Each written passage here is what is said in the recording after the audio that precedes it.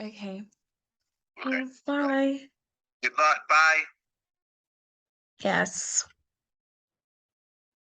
Hello, Lorna. Ooh. Hey, Lorna. I'm so Hello. sorry I kept you waiting. I put in the wrong password to this account, so I'm really sorry. Oh, it's fine. It's all good. Yeah, that's good. How are you doing today? Yes, I'm okay. Like it's just the gym, like trying to get back into it. I'm like worn out, but I just need to get into it so that I can, like, my body can kind of go, oh, okay, this is normal, and then stop getting so tired. But I'm fine. Everything is fine. I'm just complaining. No, How about you? No, I completely feel you with physical exercise. Like, I just really find the concept of people enjoying exercise really interesting because I hate exercising, but I think, as you said, you just have to like get used to it. But yeah, I'm fine. Yeah. I do exercise more, definitely, but yeah. No, I need to, because it was getting to the point where every little thing was tiring me out, and I'm just like, I can't live like that. No, I completely relate. Every time I try and open the fridge, my arm muscles start to like burn. I'm just like, oh No! God, this is really bad.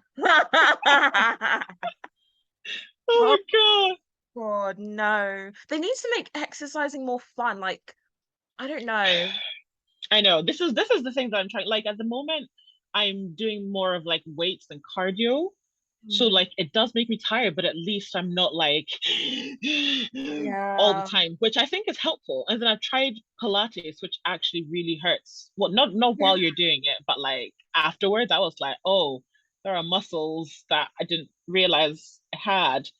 But it's fine. I think as I keep doing it, it'll hurt less and less. Yeah. Yeah, we'll see. Yeah. No pain, no gain, I guess. Oh I don't God, know. yeah. Yeah. Did you have a good weekend? What did I do this weekend? I'm not well, okay, to be fair, it's I'm trying to get back into the gym one. I'm pretty sure all I did was like gym, and also like my mom's teaching me a bit of driving because I can't drive at the moment. And I'm wanting to learn before next year. So I'm trying to be kind of quick about it. Because it takes me a while to be comfortable behind the wheel. So she's helping Yeah. me before I get like instructors involved so that I won't have to pay as much, because if I'm Yeah. trying to spend all that time getting comfortable behind the wheel whilst I'm paying for it, it's going to be a lot, I think. So yeah, Yeah. that's basically what I've been doing. That's what's been occupying my mind. Not that well, I say not that much, but actually I'm on the tail end of a bunch of work. So that's also the other thing, I guess. No, yeah, I completely get. I feel like if I ever like were to drive, I would be a complete menace on the wheel because I literally fall asleep when I'm doing my flashcards, so I can't imagine just like driving and I mean, no. whilst I would have agreed with you before, there's actually a lot of stuff that you need to be doing when you're driving. So I'm Yeah, kind of like, okay, I see it, because you have to notice all the road signs. You have to yeah, remember to indicate. You have to remember what you're doing with your foot. You can never move your left foot, only ever use your right foot. Like, I feel like because of that whole process going on, until you become like a really experienced driver, I feel you're less likely to like fall asleep as you're doing it, I think. yeah, because you're sort of hyper aware of everything and Yeah. yeah, Yeah, just like my mom took me to like a it's not like an abandoned like industrial place. It is an industrial place, it's just not abandoned. So it was kind of quiet. And just the first time a car was coming at me, I just freaked out. I was like, oh, what do I do? And this is why I need my mom to like help me out. I really want to drive a motorcycle because they look so cool. And I want to wear those leather leotards and like, just take off the helmet and then shake my hair and be like, yeah, it was a girl driving this motorbike the whole time, that cliche that you see in the movies. It looks beautiful. No, I would not do it. Yeah. I already am so bad with like my balance that I Yeah. feel like I can't be on a motorized thing. Like even like honestly, like on a motorcycle, it's like, oh, okay, because it goes fastness on the road. It's like, right, fine, whatever. But I went to Austin last year, and they're like motorized scooters that Mm. like my friend was like, we should go around and about with these. And just if ever I don't have enough room, I would just walk and like feel it next to me because I was like, I will bump into people and it Yeah. will be uncomfortable. I'll come back like scraped up and blood everywhere. I cannot. I just can't. I need room to be able to like, Maneuver, yeah. yeah. Yeah. I do feel that. I think I'm an adrenaline junkie. I just love things that are kind of dangerous. The fact that I could lose my life at any moment whilst riding a motorcycle is what makes it more alluring. I don't know. No, no. That Maybe I should feels tell my therapist that. it feels very ADHD though, to be fair. Like Yes, yes. Because you're forced to like be awake because your life is literally on the line. I mean, with a car, you could argue the same thing, but like with a motorcycle, you're naked to yeah, the atmosphere. that's There's no true. That's true. airbag, no nothing. Yeah. God, that's right. There's no airbags. Yeah, no, not for me. It's not for me. Yeah, that's fair. That's fair. I'm too safe. I'm like incredibly risk averse. I'm just not that person. Not so spontaneous. I will not do it. The thing is, I used to be like that, but I don't know what changed. Like, I took up skateboarding, so I Mm. go to Sorting skate park, and I just go down like the massive ramps. There was one time I went down and I almost broke my ankle, and I Ah, kept going down after that. Yeah, and I had to get an Uber home because my ankle was so busted. Yeah, girl. I See, know. yeah, It's addicting. It's really addicting. yeah, because you're getting those dopamine There's endorphin. endorphins. Yes, dopamine. ADHD people, they love mining things. Yeah, it's because ADHD folk don't get enough dopamine. That's literally Exactly. all it is. So like it's like that dopamine seeking behavior. But yeah, Yeah. I know because my sister just got diagnosed with ADHD and she like it's I was like, okay, not at all a surprise because she's like, I need to travel here, I need to travel there. Like she needs to she's just always like doing things, never able to stick to one thing at a time. I can be like, oh, I've made you this food and it's your favorite, yay. And then like 2 days later, she's like, I just don't want it anymore. I'm like, please, I need consistency. Like I'm the exact opposite. Yeah, I feel your sister. I can't just do one thing. I have to like I have to have multiple things going on at once. Otherwise, I just feel brain dead. It's really weird. Mm, I get you. I get you. Do you ever listen to those like the music that's specifically for people with ADHD to be able to Yes. focus? That stuff is really good. It works. It's crazy. It's really cr and also brown noise. It just Yes! yes, I just discovered brown noise and it's brilliant. I just it's a bit like because I love the sound of rain. And it's a yeah. little bit like that, but it also feels like I'm going somewhere, like I'm in a car journey or like I'm in a plane or something. You've already taken. I don't know what it is. That's what it reminds me of. And I just, it's so calming and I'm able to focus. I love brown Yes, noise. I was like, yes, yes. It's just for me, brown noise is like movement. It's background noise. It reminds me that the world is still going on. There's still yes, things. Do you know what I mean? Yeah, like there's, people and things are still existing because when you're like doing something you're not interested in, you kind of feel like you're in a vacuum of that thing and you feel really empty and stuck and but the brown noise reminds you, oh, I'm in a world full of 8 billion other people. It just exactly, exactly. That's the thing that I was always like, my mom always used to be like, oh, don't you need complete silence to study? And I'm like, no, I need ambient noise. Like I have to know that there are things happening. It can't be loud. I just want it to be in the background, but I can't be in silence, especially because yes. I'm pretty sure I have tinnitus, so I'm always hearing something, and I don't want to be hearing all that. So I'm like, ambient noise, great. Oh shoot, we only have 1 minute left. Okay, No, time flies. I know. There was Do you know one. how many people are coming? Well, my friends normally come to like every session, but they're in the Oh, lobby now. Um, but I don't know how many people. The thing is, I've advertised this to like me and John were having a conversation about this event and how precarious it is to advertise an event for Black people in Scotland. Like it's so hard because you can get you can use like the root of societies and everything, but sometimes the messages get kind of like lost in translation or lost with amongst other noise. So it's really hard to market mm. things to Black people in a predominantly, it's so difficult. It's literally like not even a needle. It's like, I don't know, what's thinner than a needle?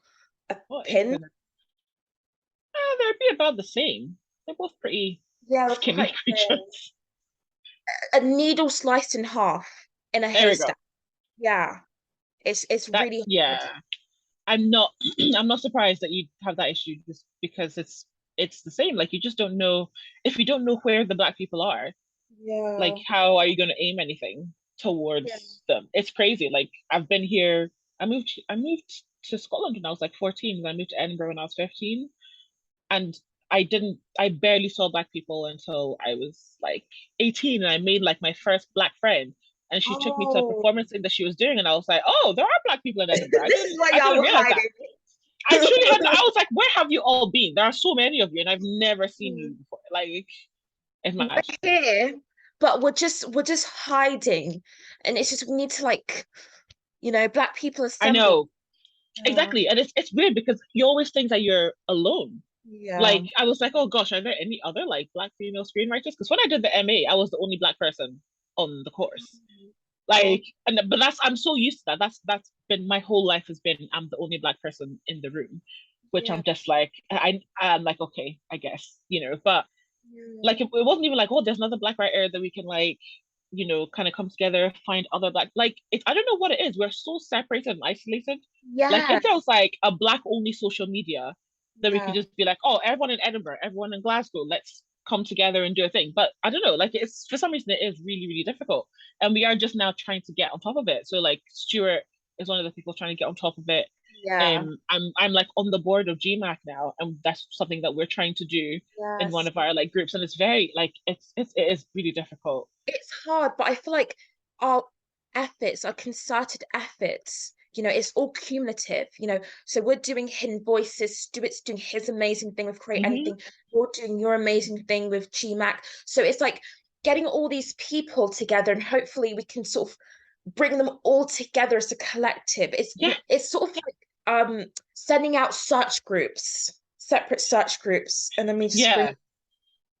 That would be ideal, wouldn't it? It's very like it's one of these things where I'm just not sure, especially because we want to bring in people into the industry. Like one of the things that we're doing with GMAC is like, what potentially wanting to go into schools, like talking to school leavers and stuff, being like, this is a viable career option. You can Yeah, do this as a career. Like it's because especially the way like it is with people of color, the creative arts is just not a yeah, viable career path. Like yeah. exactly. So it's something that we're wanting to try and do. But also I'm like, the way the industry is, it's so cutthroat. Like we really need to have an established community so that people know that they've got a group of people to fall back on. And Yeah, also people that have been pushed out of the industry before yeah, need to know that they can come back in and have support. Because it's not that all this time it was only white people or super light skinned people that were working in the industry. There have been, you know, individual people of color popping up here and there, but they got pushed out because mm, of racism or anything else. And yeah. so getting those people back in because they're also trained is another thing that I think we should be looking into. But It's where not do we good. find them? Yeah. But the thing is, like, nothing in life comes easier. You have to start somewhere. Um, it like at what you described, like it's a massive task, but if we all work together to try and do something, that should be enough. But I just Yeah. realized it's four past Shoot. seven. Okay. No, don't worry. Would you like to start your speech? That actually, let me introduce you first to the Okay. audience because we are recording this. Is that okay, Brianna? Oh, wait, is Brianna? Oh, No, then not yeah. Brianna. I Sorry, was like, not is Brianna. Brianna I here? meant I was like, oh, cool, Brianna's here. Like, Brianna. That's my other like personality, but anyways, I'm joking. Um, so I'm going to introduce you to the audience, Lorna King. Because this is going to be recorded. Is that okay, Lorna? yeah, yeah, of course. Yes. So, hi, people watching at home. I'm just gonna talk about the things that Lorna is going to get into in this session. So Lorna King is a critically acclaimed screenwriter who's won loads of accolades and has been recognized for her talents in writing. She is also neurodivergent, and she'll be talking about how her neurodivergency informs her creative process, her writing, and how she utilizes it to, learn and craft new pieces of work. So she has amazingly, and I'm very grateful for this. She's, accepted to be a part of the Hidden Voices initiative, where we get a bunch of Black and POC screenwriters, directors, filmmakers, just people in the industry, giving talks about how they sort of navigate their way through the industry and how they got their start. So you guys at home can have a better idea of how you can make your start into the industry potentially. And especially if you're Black, or if you're a person of color, it's viable for you. You can do it. So without further ado, I'm gonna hand the floor to Lorna, and yeah. So yeah, Very Lorna, you much. take it away. Thanks, Maureen. Yeah, so this is, my name is Lorna. That was quite an introduction to have to follow, but there we go. Yeah, so my name is Lorna. Um, I'm a screenwriter. I graduated from Screen Academy Scotland in 2019, actually. So I did a master's there.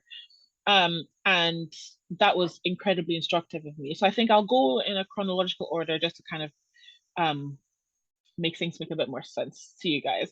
So when it comes to writing, I think I was generally always a bit of a creative, and reading was like my first independent love, is what I will say.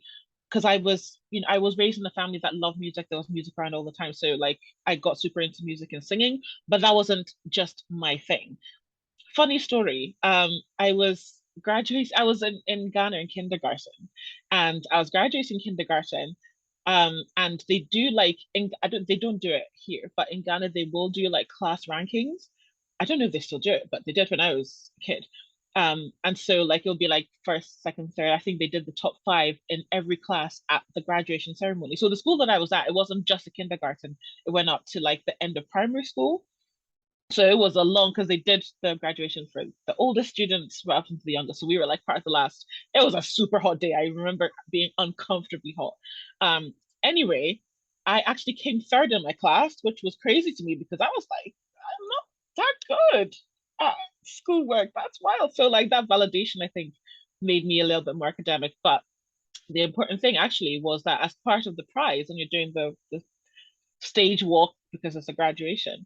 As part of the prize, I got a copy of The Three Little Pigs, and it was the very first book I could read completely by myself.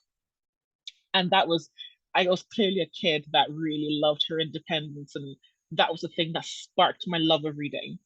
That this was the first thing that I could do without any help from anyone. It was my thing. It was in my head. I could do it, and that feeling was intoxicating, I will tell you that. And that's what made me pick up more and more books. And so I was an avid reader growing up, to the point that it became kind of maladaptive. You don't think it's possible, it's possible. And so I wanted to be a novelist originally. So I started trying to write a book when I was 12 years old. And of course, I would write like 3 odd pages, be like, yeah, I feel accomplished, I feel great. And then go back to it after like half an hour and be like, this is the worst thing I've ever read. This is so bad. No one's ever going to read it. And I wasn't in an environment where it was like, yeah, of course it's going to be bad. You've just started doing it. You just have to keep going. It's hard graft, it's hard work. But if you do it, the results will come through. I didn't really have that. And for some reason, I didn't logically think it. I just thought I had to be really good, at the start. And so I just put it to the side. I was like, clearly, I'm just meant to be a reader, whatever. It was a dream. I tried it. I'm not good at it. Moving on. And that was when I was 12. So fast forward to when I was like 24-ish. I started doing work as an extra, just on the background of like TV shows and films. And I really, really loved that experience. At that point, I really didn't know what I was doing in my life. I had done my undergrad in psychology. I didn't want to go back to uni again because I was so burnt out by uni. I was just like, I can't do it anymore. So I didn't know what I wanted to do in my life. And the first time I went onto the set, it was for an STV drama called The Loch, actually. And I was like, oh, I feel like I'm home. I finally had that settled feeling like this is where I need to be. So what do I need to do to get here? So I just kind of kept on doing work as an extra. I wanted to kind of go through the performance route because I have a bit of a performance background. Not like trained, just dabbled. Um, and it just was proving a bit difficult. I got into a drama school in America, and then like I was meant to get a scholarship, but the scholarship was like really, really small. I was like, oh, there's no way. I definitely can't afford to pay those fees and move to New York. Like it's not happening. So I just was like, I don't really know what to do. I'll have to see about maybe getting into another drama school where I can pay for it, get a job and save up for it. And it was about this time that I actually was picked as an extra to be in the Avengers film that I was filming in Edinburgh. And it was a whole thing. Like I had to take codes and I had to sign NDAs. You really couldn't talk about it. It was like top secret locations. It was kind of crazy. Um, and they were gonna hire me for like 2 weeks of work. And I was like, oh, that's amazing. And then they just kept canceling me. And at some point they were like, okay, we don't need you at all. And I was like, how dare you? I was absolutely raging. I was so angry. I just thought if I had written this, they couldn't do this to me, which isn't actually strictly true, but I didn't know that at the time. So I was like, it made me so angry that I actually wrote a full thing. It was a full play. I wrote, it was over the following 2 weeks. I wrote a terrible play. And it was at that point in my life that I had realized perfection is your enemy. Trying to strive for perfection is fine, but if you have that as the ultimate goal, that's where you have to be, and that's where you have to be when you first start something. You're not ever going to do anything. And luckily, I'd gotten to that point where it was like, just do something and finish it. I think that's the first thing about writing. There's really no secret sauce to, oh, but how do I get started? Yeah, just do it. You have to just do it. And it's going to be bad. It is what it is. Someone explained it as sort of being at levels in life where, if you're age 30, for example, you're level 30 in life. So there are certain things you can do. I'm able-bodied, so I can brush my own teeth. I can wash my own self. At level 30, that's fine. But when you're at level 1, you're not going to get that. So you have to really remember when you first go into something, try and think of it in that way. So I just thought, oh, yeah, I'm going to be as bad as a newborn writing a script, right? So I wrote a full length play, which I still like the idea of, but it wasn't good. I might redo it. We'll see. But then I just thought, it's finished. It's done. I can say I wrote something now. And so at that point, I kind of started trying to think, I even wrote a play because I was intimidated by the structure of a screenplay.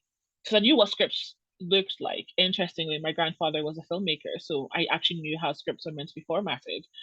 And I was like, I don't want to be sitting on Microsoft Word, tab, tab, tab, enter, type, tab. I didn't want to be doing any of that because the formatting is very specific, and it's uniform everywhere. So I was just like, no, I don't want to deal with that. But then I discovered that there is free software online. So at that point, I then wrote a short screenplay, which is also not very good. But the idea was okay. Like it had a bit of a theme going. Sorry. And so I kind of was like, okay, let me just try and reach out. And at this point, I reached out to Scottish screenwriters in Glasgow, the organization, who are fantastic. So they will like workshop your script, and they'll do table read your script first and then do a workshop if you want to do that with your script, which is super useful because it felt like, oh, someone validated something that I wrote, which as I look at it now, it wasn't great, but you need people at all stages of your development to kind of validate you and be like, you are on the right path, just otherwise you don't know if you're swimming up or down. And also I had reached out to GMAC. GMAC is a great organization. And at that point, they were looking for writers to send in some ideas to then be supported to write a short film script that would then get a BAFTA table read. And anyone that didn't get in would be able to go attend the table read anyway. So I did apply, and I actually got an actual reply, which I have been submitting to all sorts of things. You don't get people replying, and I got an actual reply actually from Raisa Ahmed, who I just love because I was about to give up on writing because you just don't hear from anyone. And she was like, "Oh, I'm not quite sure your idea is ready yet, but why don't you come through to the BAFTA read and just see?" And I was like, "Oh, I'm getting invited. It's a BAFTA thing. Oh, that's cool. That's amazing." So yeah, I went to that, and at that point I was like, okay, I feel energized, but I still need structure because I'm not someone that's good at teaching myself things. So this is where the neurodivergence comes in, which I'll get into. And at that point my mom actually suggested, she was like, why don't you just go back to uni for it and do a master's? And I was like, oh yeah, why didn't I think of that? Because the way my mind works, because I'm autistic, I also suspect I'm also ADHD, but definitely autism is my primary.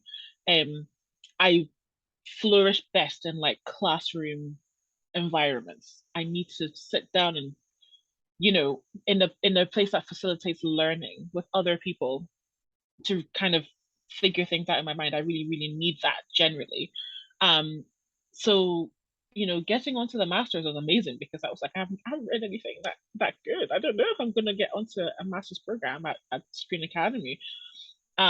And I got in, which was miraculous to me, and it was a trial by fire because that is not an easy course to do. I'm not sure I would do it again. Um, not because it wasn't great, it really teaches you a lot. But I was also like commuting from Dundee to Edinburgh. Yeah, it was a lot. But I mean, I can't even begin to tell you how invaluable it was for me. There are lots of people in the industry, and I think Stuart Chasamire, who was like doing one of these later, he doesn't have any kind of degree in this sort of thing, and he's making a great name for himself. I am not that kind of person. I need to sit down and learn. I'm not one of those. I can't teach myself something. So, and this was, I really didn't even know I was actually autistic. I really realized I was autistic when I was like 29. So this was a couple of years after I graduated from the MA and was already at the beginning of my career as a screenwriter. Um, so it's something I just want to touch on a little bit about structure, not just the structure in storytelling, but also have like needing structure. And it's difficult to kind of talk about general neurodivergence because if you've met one neurodivergent person, that's one neurodivergent person you've met. It doesn't, just the way they are does not suddenly apply to every other neurodivergent person. So I can really only speak to what works for me, and being autistic is like the biggest part of it. And part of being autistic is needing consistency, needing structure, needing routine. Um, and that's something that being in a classroom environment gave me, where I was with people I knew that they knew what they were doing. And even though it very much felt like I was flying by the seat of my pants, I've just gotten my head around something, we're on to the next thing. And, it was a lot. I find I thrive in such environments. I learn quickest in such environments because it's still structured. And if I need to stop, I know that I can do that. It's not um like a work environment where it's like people are depending on you to do something.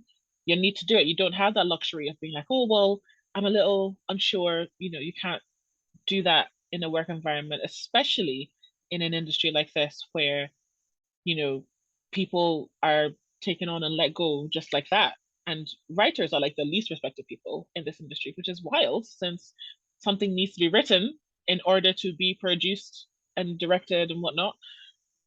We'll get into that. But yeah, writing is definitely more my thing. I think a lot of people have said to me, "Oh, why don't you also direct?" And it's whilst I would probably like to direct like the chaos of a set, I'm not good at. I'm better at just kind of being in the background, being the spare body that can help this person with this or that person with that. But as a director, I think you need to have a lot of control over your set. And that's not particularly me, at least not now. I can never say never. But yeah, so in talking about writing and writing structure, um, the three act structure was something that really, because when you're writing, you can just write whatever. But like, what is it that makes writing good? What is it that makes people understand what it is that you're trying to say? Because you can write whatever, but if people don't understand what you're trying to say, what's the point? You're just kind of doing it for yourself. And at that point, just write a book if you absolutely have to, or write a diary, even if that's what you're going to do. But I think if you really want to reach people, there is a reason the three act structure works.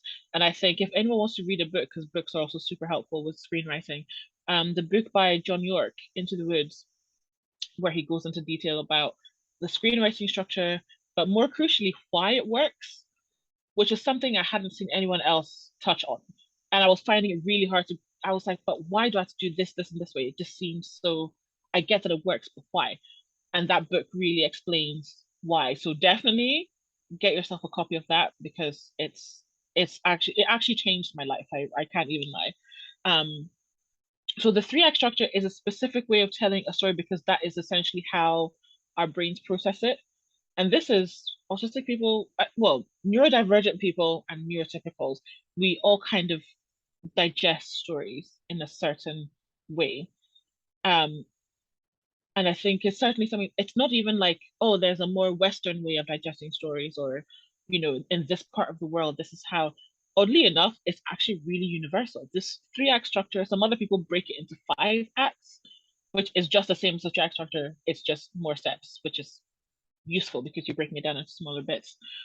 But it's as universal. And it's like, why do we take in stories like that? Why do our brains work a certain way?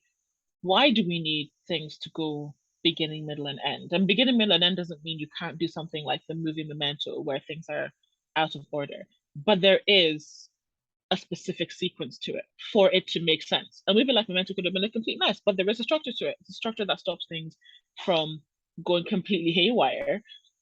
So, in your beginning, I think it follows kind of like a bell curve, where act one, let's say there's like a 2 hour film or whatever. So the first half hour would be roughly act one. Then the hour in the middle is act two. And then the last half hour is act three. It's not, you know, it doesn't make sense until you really start to watch films and analyze exactly how they structure it, and also read scripts.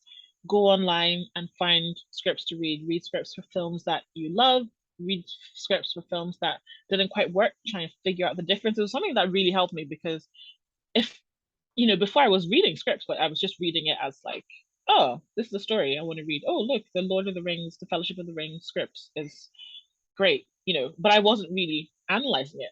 Analyze how and why it works. Really read a bunch of scripts and see, okay, so this kind of comes in around this point in the script, around page whatever in the script. And then this part of the story comes around page whatever. Like, start to, you can follow other screenwriters who talk about this sort of thing, how they structure their stories. Things work in a specific way for a specific reason. And the specific reason is because that's how our brains digest the world. And that's basically, I think it seems so simple, but it's until you really think about it, you're just like, what do you mean? Like, because stories are the way that we process the world, whether it's a story that someone is telling you, or a story that you are telling someone else. It's how you process your world. So, the issue of there not being more diverse stories, people from all different walks of life, is that you really only get one main perspective of life. And that's very much not true for everyone, because people intersect at different parts of their identity and how they're socialized, right? So having people's different views shows you different facets of the world that we all live in. Some people like only experience certain parts of the world, other people experience other parts. And there's no one human being who will ever experience the entire gamut of the human experience. It'll never happen. So it's always a good thing to have someone else's perspective, how they see the world, how they process the world, and why that is. So that this is why I mean there's some art I probably just could never make because it's just not the way I see things. And then this is another thing, it's not just about race with a lot of us, especially when you're neurodivergent, it's also quite literally how your brain works to process the world around you. So I've had, throughout my life, a lot of people kind of just being like, oh yeah, you have a really unique take on things, or and those are the nice things when there's no misunderstanding. And I'm like, I don't get it. I just see things as everyone does, right? No, it turns out no. So yeah, the act of structuring the thing that you want to say, think of it as chiseling a block of marble. The block of marble is just a block. It's not anything exciting to look at. It's not great to look at. But when you're telling your story, you're chiseling bits off and you're bringing something out that only you could see before that. And the more you chisel, the more what you could see is out in the world. So now other people can see what you see, if you see what I mean. So you just have to keep chiseling away and you keep chiseling away until your work is as good as it can be. And this is where you have to really let go of trying to make it perfect. I mean, strive for the best that it can be, but don't let that hold you back from being like, oh, well, it could be better, it could be better. Let me not send it off. If you can't think of any way that it could be better, it's just your anxiety that's keeping you from putting it out there. And it is scary putting things out there, but if you're going to be working in Scream, you have to, basically. You absolutely have to do it. So, if you're someone who suffers from anxiety in particular, I think write your thing, have trusted people that you get feedback from this, like other writers, because your friends will be nice and won't be as critical as you really need them to be. But sometimes there are competitions that will give feedback. There are some organizations that you can pay for feedback. The blacklist is a really good one. It is very expensive though, so unless you're really feeling up for it, I'm not sure that's the first port of call. There are other places. um Social media is a great place to follow screenwriters because screenwriters love giving advice. So definitely find screenwriters that you like and be following them, and also producers, even though they're not always so obvious. I'm getting sidetracked. Anyway, um, so yeah, structure is unbelievably important. And I'll keep saying it because it's true. It's unbelievably important because it is how your brain works. And this is just how the human brain works, whether neurotypical or neurodivergent, we digest stories in the same way. That's why some things are more satisfying to watch than others. This is why, the difference between like season 1 of Game of Thrones and season 8 of Game of Thrones, it's all to do with structure, mostly to do with structure. There are some other things at play, but you really cannot shirk structure. This is something for some reason is not always talked about. If you are struggling in your writing, you don't really know where you're going wrong, study the structure and keep chipping away at that marble until your vision comes across in a way that other people can see and digest and be like, oh, okay. So the point also of writing or creating art in any way, I suppose, is really to elicit an emotional response. I'm talking about the why of making art. No one kind of just makes art and it's like, well, I kind of hope people like it. You really want people to have an emotional response. Like they are not in control of the emotional response. If you're writing something sad, you want people to feel sad. It's the point of you writing the sad thing. Otherwise, you could have written something else that wasn't sad. And it's something that the writer Megalophobe explained in a way that I was like, I completely understand it. It's quite literally to do with like hacking the brain. And this one, like it's another thing that's the same with neurotypical and neurodivergent people. The brain is very easily hacked. You just have to elicit an emotional response in someone, and the brain, the blood in the brain rushes to the amygdala. which is the part of the brain that deals with emotion. And you just kind of want to sit in it. You're feeling this way, you're fizzing, or you're sad, or you're angry, whatever emotion that has been successfully elicited in you, right? It takes a lot of effort to come out of that emotional place into a more rational place. It takes a lot of mental effort to get the blood from the amygdala to your prefrontal cortex. This is why, if you're having an anxiety attack, you have to do things like ground yourself, because that is a way of getting the blood going to your prefrontal cortex so that your logic starts to kick in again. Because you cannot control how you feel. Your emotions, you can't control them. And that is, it starts to make politics make a lot of sense, doesn't it? Because no one is going to, vote against their own self interest unless they feel a certain way and they feel strongly a certain way. And this is why messaging is written a certain way, because people's brains are hacked. And that's the whole point of us telling stories. We want you to feel how we feel. If I want to write something from my perspective, like my short film, Her Midas Touch, I wanted to show this small family, just a family of two, kind of having the struggle with the home office. And I want you to see about the emotional labor that they have to do quite literally in this film, um, and how it impacts them, and yet they have no choice because they have to do everything that they can to raise money for their immigration lawyer.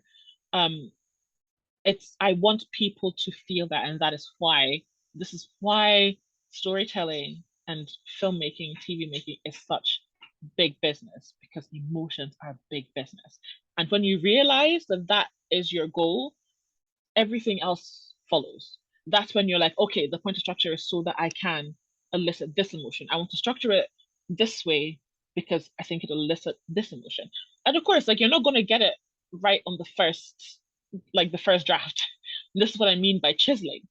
You can do many, many, many, many drafts of, I think of my short film scripts for Her Midas Touch, I would have done close to 50 redrafts of the same story, and you have to just keep going because the spirit of the thing is in it.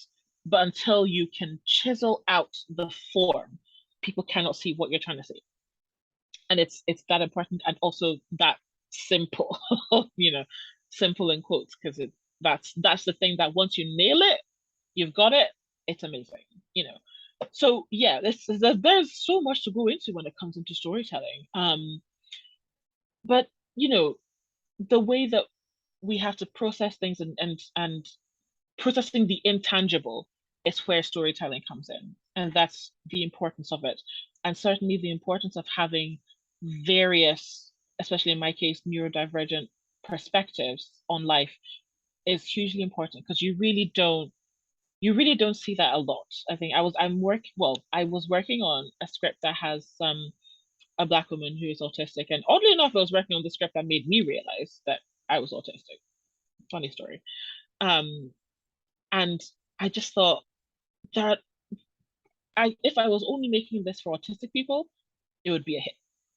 But the way the system is, it would be like, oh, it's too niche, because there are certain behaviors that neurodivergent people understand that neurotypicals don't understand, and that needs to be explained in a way that if you were telling a story about neurotypical people, you would never have to explain, because the world has kind of been created for neurotypicals and rewards neurotypicality. Um, and that's something else about we're now having to really bring to bear that side of life, because that is our perspective and how we process the world. And we need to show other people unapologetically that this is what happens. Sometimes we might find something funny and not laugh. And it's not because we're being mean. Sometimes we have a flat affect. It's not because there's any ill will towards anyone. We just don't feel like moving, or, it really could be anything. And I think it's something that people perspectives need to be widened, particularly when it comes to disability. It needs to be widened out of able people, neurotypical perspectives, because that's all we've gotten for so long, that those of us who mask, it's almost like we don't actually know how we would behave if we didn't mask, because we've been doing it for so long, trying to fit in into neurotypicality. And that is the other thing that is the real importance of stories, because other people impose their worldview due to their own perspective. And when that becomes the main, the main kind of story that we get over and over and over and over for decades, it's made to seem that that is what is normal. And anyone who is not like that is ostracized. So not having properly diverse perspectives on the world is genuinely harmful. It can bring about harm because so many people learn from media more than they learn from anything else, whether it's like TV, films, games. If they've never encountered something before and the first time they've seen it is in the media, that's what they're going with. So if you've seen, I've actually never seen Rain Man, but if it's Dustin Hoffman, I believe, plays an autistic man in Rain Man. But if you've seen that and you've never met an autistic person before, you think that that is all that autism is. And for the longest time, that's what I thought it was. You couldn't have told me I was autistic 3 years ago, because I'm not Sheldon from The Big Bang Theory. I'm not like that. And yet, so these perspectives need to be shown because people present differently. And then that's just another part of media that has to come down, and has to allow more space for people that have been marginalized, particularly neurodivergent people, because there is real diversity in the neurodivergent community, and it needs to be seen because it's more than sidelined. It really causes harm because people think it's a very narrow thing, and it's not. So yeah, just apart from that. Um, but I think I wanted to talk also about, yeah, just generally my journey in the industry as a neurodivergent writer, especially once I realized that actually I was neurodivergent, and that's why I found certain things really, really difficult, and why some things seemed easy, but people would think, oh, that's amazing. And I'm like, but that's not amazing, that's just normal. And I didn't realize that it's not quote unquote normal, you know. Um, and it's something also about writing. That's the thing with autistic people. We tend to be overly descriptive, not even just in writing, but like in speech as well, because of that fear of being misunderstood. It's constant because our brains just take things in so differently that I know I always feel the need to over explain something so that I know that we both understand and we're both on the same page. And of course, that then translates to my writing, which is something as it's a weakness in writing tech generally. But people really don't see it as, people just see that and would think, oh, bad writer, rather than, oh, this person can be trained out of it, or oh, this person could be neurodivergent and that could be why. Generally, there needs to be more grace in this industry, but I think that's a long way off. Um, but yeah, when it comes to writing, and I think, oh, this piece of dialogue sounds like like anyone would say it, and yet everyone else is like, no, that's not how normal people speak. And I'm like, but that's how I speak. It's those little things that you realize sets you apart from neurotypical people. And I think those things should be recognized and celebrated rather than, oh, but this isn't what I'm used to, therefore it's not right. I think that a deeper understanding in the industry of neurodivergent creatives would make the industry so much better. And there would be none of this sort of over explaining, because we know that we're accepted. We know that what we're doing is not going to be seen as, oh, weird. Oh, that's a bit, I don't know about that. Or, oh, that's not realistic. That doesn't happen. And it's like, but it happened to me. It happened to this person I know. I'm basically writing it verbatim from real life, but you're saying that it doesn't sound real. And that sort of thing is so, um, not just, I mean, damaging, but it's so disheartening as a creator to hear that, because you have no barometer now of what sounds normal. So I think it's something, when you don't, if you don't know that you're neurodivergent, it's even worse. I think at least when you know that you are neurodivergent, it's like, okay, so maybe that's just how I'm perceiving it. And clearly neurotypical people don't think that. So you don't take it so personally. But I think before I realized that I was neurodivergent, it was the sort of thing I would take personally, because I was like, then what is normal? I thought I knew what normal was, and clearly I don't, because so-called normal people are saying that this is not normal. So it's something that neurodivergence needs to be included, understood, And it has to be part of the lens of every person that reads the script. Because whenever you read a script, especially if you read it blind, you don't know who's written it. You don't know what's going on in their life. You don't know anything about them. And I think that lens of it could be anything, could be neurodivergence, could be stress, could be anxiety, could be anything. Be kind about it. And any feedback should always be constructive. Like, okay, why did you write this way? I'm not quite sure that this would work for this character. Things that are actually helpful in a way that we can understand. Because again, our brains just work differently. We absorb things differently. And the things that we take in, you might not even realize necessarily that we're taking it in. And of course, being neurodivergent applies to every area of life. It's not like I'm suddenly neurodivergent when I'm writing. It's all the time. At my best, at my worst, I am a neurodivergent person. And I am a full person. I deserve to be seen as such, right? So that's something that then needs to go into the industry, because if the industry is not in a bubble, of course terrible things happen in the industry because terrible things happen in real life. So I think the change needs to be in normal life, and of course that would then trickle, hopefully more than trickle, into the industry, and we can have something that is inclusive and not tolerant of any kind of abuse towards anyone, because neurodivergent people, we tend to be the ones most likely to experience abuse just because of the way that we are. And we would be pretty quickly run out of the industry if we didn't have any support.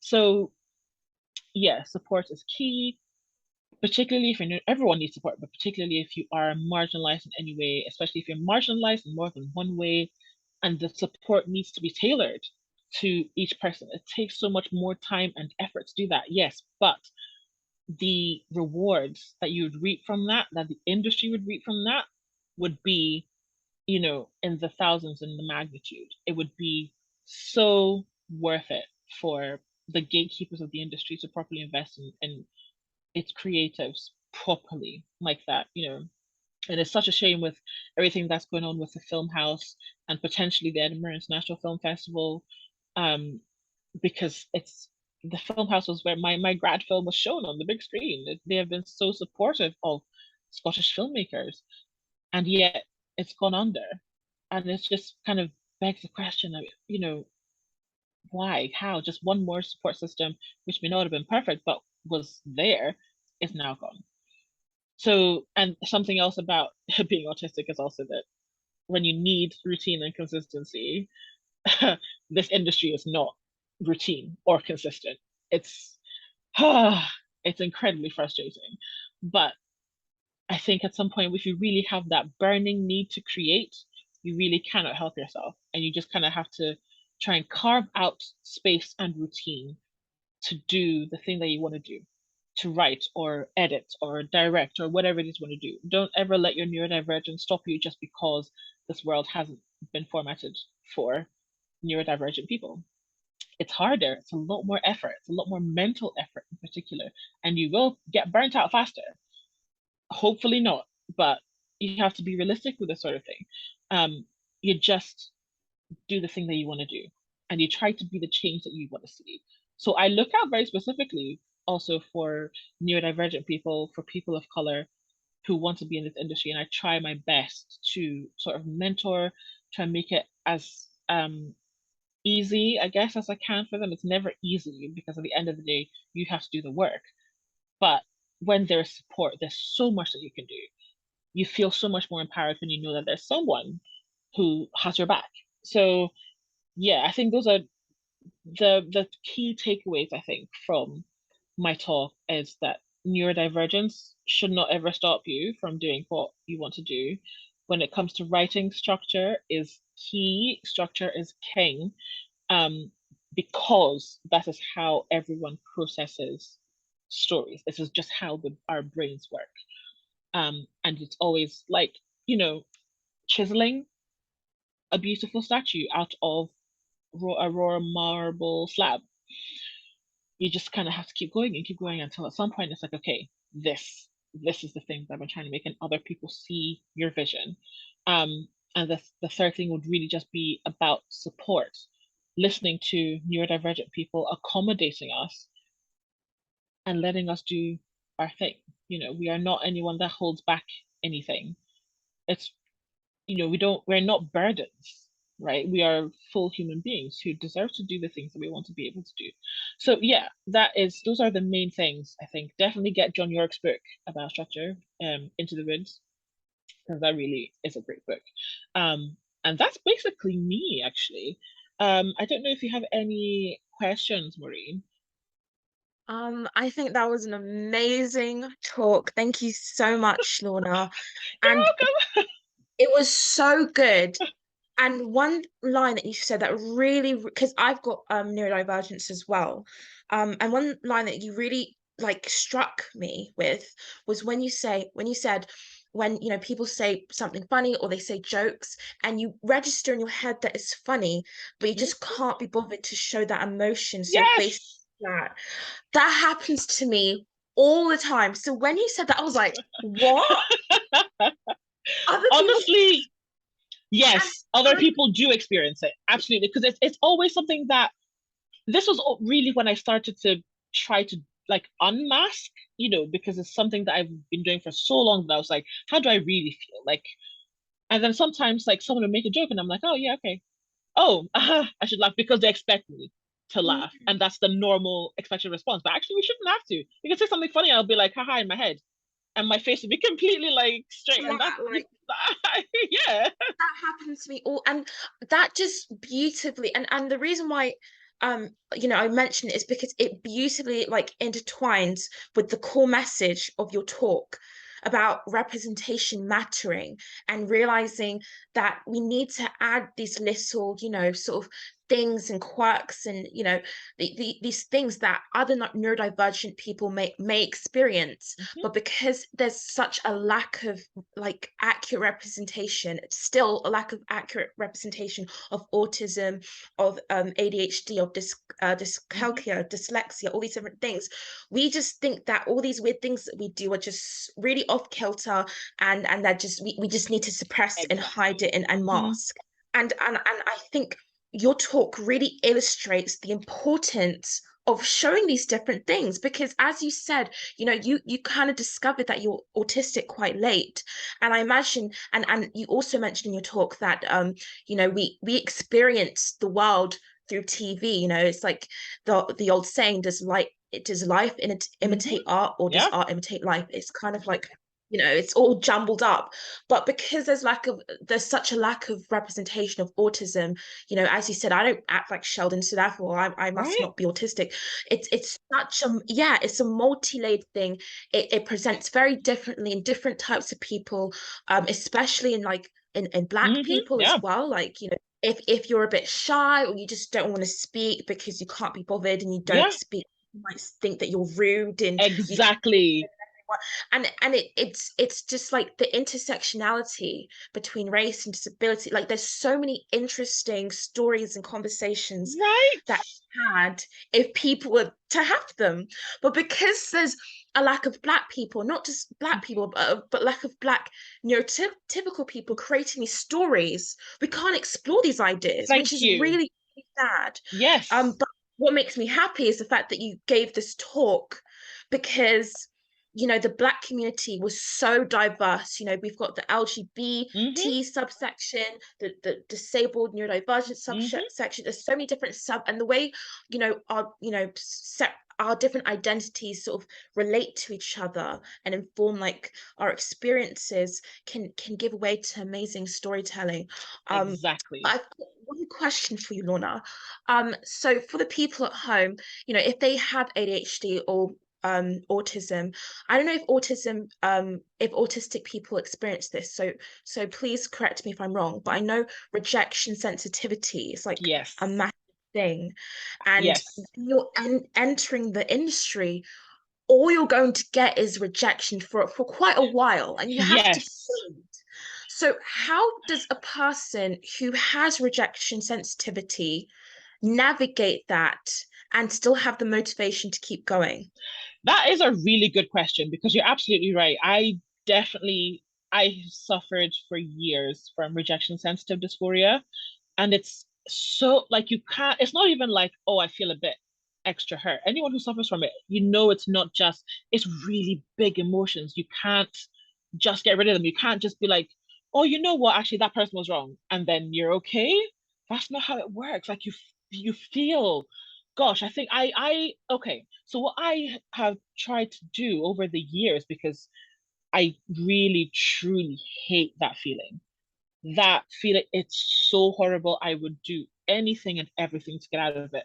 So what I have kind of tried to do in myself, just in normal life, is just try to rationalize about it until the feeling kind of subsides and then goes away. And then I'm okay. But it's not something that you can just switch on and off. You know, you have to, it's something that you have to practice. You have to practice rationalizing things, knowing the parameters of the situation that you're in. So say that um you've sent a script off to let's say another screenwriter to give you notes. Um, and they've and your script may not have been great, but actually you put in loads of work into it and you're really proud of it. You don't think it's too bad. You know, the screenwriter that is giving you notes might have some positive things to say. You're kind of looking forward to see how you can maybe tweak your script, whatever. And this particular screenwriter is not mean, but they are blunt. And you know, they're fairly kind of like, and this, I didn't like this, I think that was wrong, I thought you could have done this better. And it just, a neurotypical person or someone who doesn't suffer from RSD could read that and be like, oh, okay, well that's kind of a bummer, I'll just maybe put that away for a day and then come back to it. And someone who has RSD like that could spiral them. I mean, it can be really, really bad. So I think before making yourself vulnerable, definitely have those exercises where you just rationalize things. It's something that I do this a lot, where I have to think through every scenario of something. So if I send a script away to someone for notes, I'm like, okay, it's going to be terrible. I'm going to get terrible notes. It's going to be this, it's going to be that, or it could be all right. Literally, I kind of mentally, obviously, touch the parameters of how bad it can be and how good it can be. I don't even try to touch the parameters of good, to be fair. I'm just like, it could be good, but most likely it's going to be, so that I kind of preempt it and then it doesn't feel so bad. So I'm like, okay, I'll read this and I have to remember that this is not personal to me. This is just a thing that I'm looking for feedback from. Remember that this doesn't mean I can't write. It just means I need to fix this. I need to try do this a bit better. But it's very much, I have to go through it in my mind a lot before it kind of goes away. So I think you have to have that system in place before you start making yourself vulnerable with your work. Because I think otherwise, because you know the way we are, neurodivergent people, we are so married to what we do. Like we really, who we are is what we do. It's together. Like it's hard to put it apart when you really have to. Like the healthy thing is to take it apart, because you are not what you do. You're a full human being, whether you are bad at your job or not. You know, but you don't feel that way when you are bad at your job. So you have to really have that system in place where it's like, this is not about me. This is not about me as a human being. This person doesn't hate me. They're actually being very honest and giving me good feedback. Literally, just every way you can rationalize it. Just keep going in your mind. Think about the rationalizations. And that is the thing that will help bring the blood from that emotional center in your brain to the prefrontal cortex. And you start to calm down. You start to realize that actually, in the light of day, it's not so bad. But truly, I feel so much for anyone who experiences RSD, because it really is the worst feeling and you have no control over it. Oh, No. anyway, I I, hope that answered your question. it did. I think it's really good to have different coping mechanisms, as you said, for these situations that might be minor to neurotypical people, but Hmm. are major because we just feel Yes. so much more. It's like a visceral experience, you know. And Hmm. one of my coping mechanisms when I get overcome with emotions or nervous is to avoid eye contact. So you might Yes. that I haven't been making that much eye contact.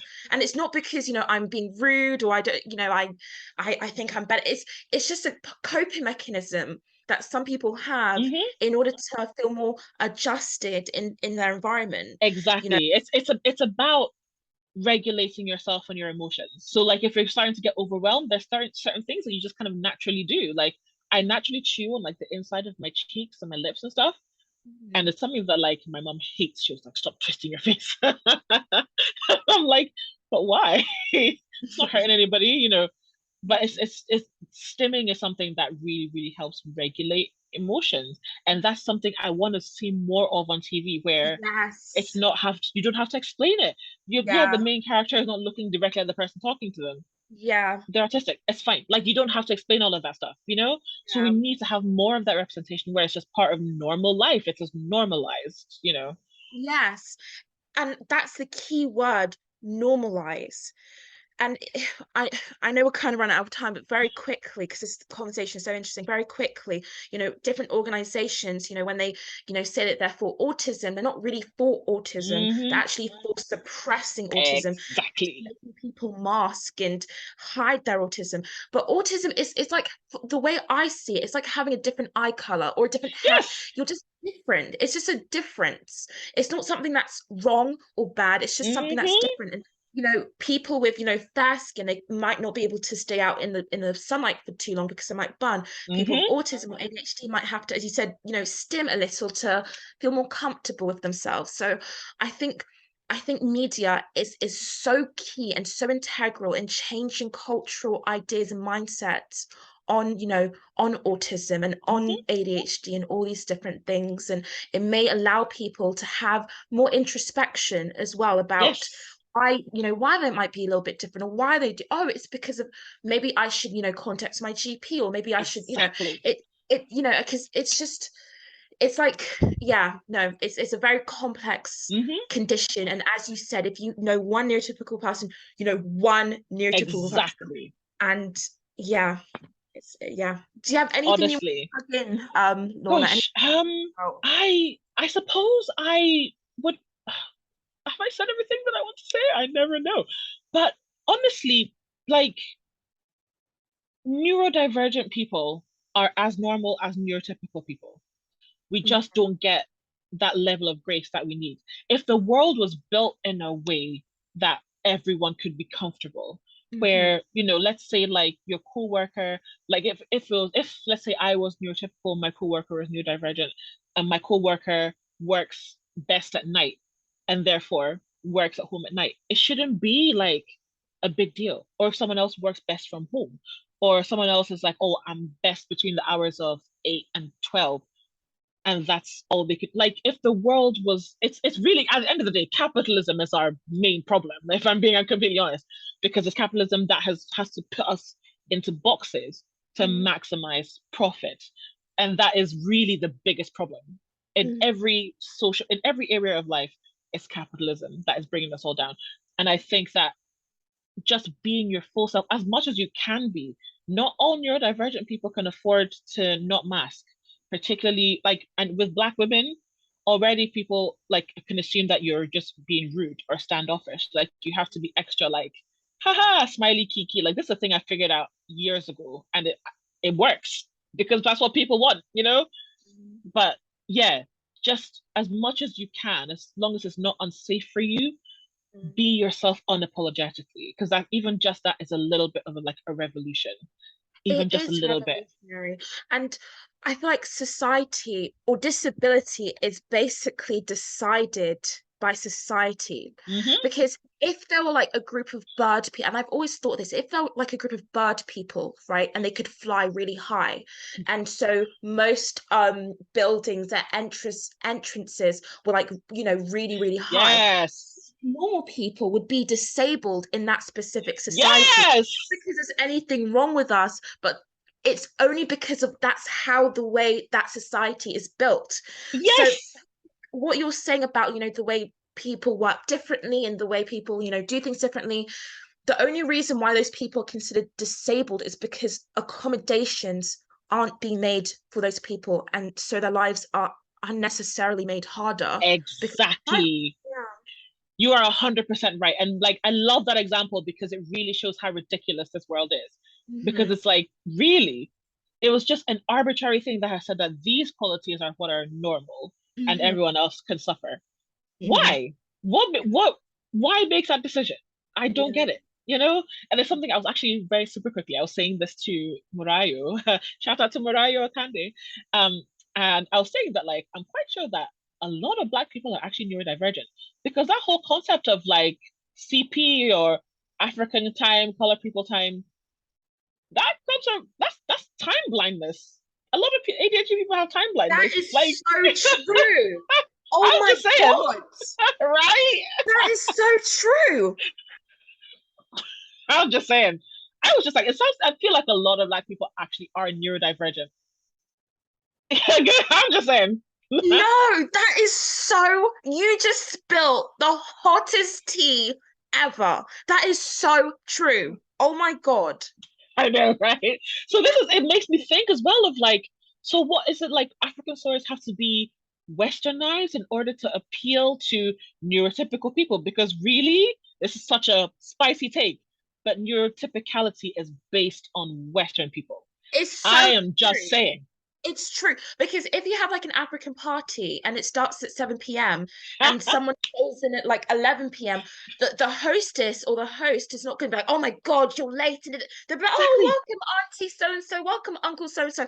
Whereas in Western Caucasian society, if you're even 5 minutes late to something, Exactly. it's going to start at 7 p.m. and you're here at 7:04. Like it is built on it's built on whiteness. Yeah. And that's when you start to realize just how insidious that system is of white supremacy and colonialism and capitalism, neo-colonialism. It's I would love to just sit and like study it one day and break it down. But anyway, let me not get distracted. Guys, we're just a bunch of divergent people talking. Of course, we're gonna get distracted, but Right? yeah, I mean, thank you so much, Lorna, for that Of course. amazing talk. Um, and guys, this talk will be available. Obviously, it'll be available because you guys are watching now, but you can check out Lorna's is it film coming out called Her Midas Touch. Oh, her Midas touch. Her So we're Midas hoping, yeah, we're hoping to release it next year. So watch out for that, guys, and definitely watch it. And Lorna has made some BBC monologues. She's written a monologue and it was directed by Stuart Camismere, right? Chasamarie. Yeah. Casimir. Yeah. I, Casimir. it's once you remember that the KY is pronounced ch, because like in Ah, my family's language, KY is pronounced ch as well. So that's why I'm able to remember. So okay. Chasmarie. Stuart yeah. Chasmarie. Directed by Stuart Chasmarie, written by Lorna. Go watch that. It seems really amazing. And that'll be coming out later this month. And Yeah. Lorna is developing something for Sky. Oh gosh, yes. So actually I'm still waiting to hear back from them. So this is another thing if you have RSD, just busy yourself with something else. Don't think about the people that are going to be reading your script and giving you feedback. Busy yourself with another script or anything else because the waiting is absolutely horrendous. So yeah, this was because I was part of the Young Films Foundation 2021-2022 cohort. And so I wrote a pilot, which is about a Black Scottish autistic woman. And I know, right? And she gets kind of headhunted into MI5 because she has this incredible skill with languages. And she doesn't realize that they're using her work to identify people to deport them. Oh God. Yeah, exactly. So that is, I know. So that's a little like what's she gonna do once she finds out, what's happening. It's all it's yeah. So that's that pilot that I've written for Sky. And we'll see what Sky says. Yeah, Sky, you better pick that up, okay? Um, Thank you so much, Lorna. Is there Yeah. anything else you want to say? Any closing thoughts? Gosh, no, do you know what? I should not do that because I'm just gonna get distracted. So just to say to everyone, be creative as you want. Do what you want to do because life is actually too short to say that you can't do something. Just do it. Yes, exactly. And this is part of the Hidden Voices initiative created by Lorna and John. Um, John also is we're all neurodivergent. John's also All of us. we're all of us are neurodivergent. So it's part of the Hidden Voices initiative, which was created by Lorna and John. It was created by Bonnie and Brawl Productions, which is John's production company. So definitely check out our stuff. Um, yeah, and that's it, guys. Thank you so much for watching, and we'll see you in the next video. Okay, Thank you. bye. Bye.